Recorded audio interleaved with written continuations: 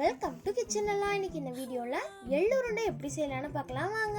தேவையான அளவு எள்ளை கழுவிட்டு அலசி எடுத்துக்கோங்க.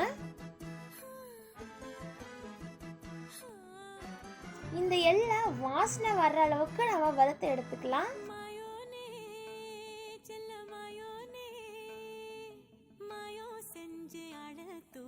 இதை நம்ம தனியாக எடுத்து வச்சுக்கலாம். ஒரு பாத்திரத்தில் கொஞ்சமாக ஆரி மாவு, தண்ணி, அதில் கொஞ்சமாக உப்பு சேர்த்து சப்பாத்தி மாவு பதத்துக்கு பிசைஞ்சு எடுத்துக்கலாம். இதை நீங்கள் அடை மாதிரி தட்டி எடுத்துக்கோங்க. ரெண்டு சைடும் நல்லா திருப்பி போட்டு எடுத்துக்கோங்க. வறுத்து வச்ச எள்ளை உரலுக்கல்ல சேர்த்து இடிச்சுக்கோங்க. அது கூடவே செஞ்சு வச்சிருந்த அடையும் கொஞ்சம் கொஞ்சமாக சேர்த்து இடிச்சுக்கோங்க.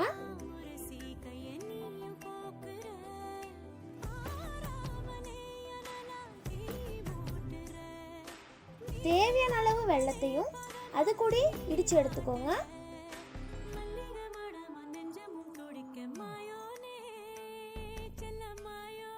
இதை நல்லா இடிச்ச பிறகு நீங்க இடிச்சதுக்கு அப்புறம் உங்களுக்கே தெரியும் அந்த பதம் வந்து பிசு பிசுன்னு இருக்கும்.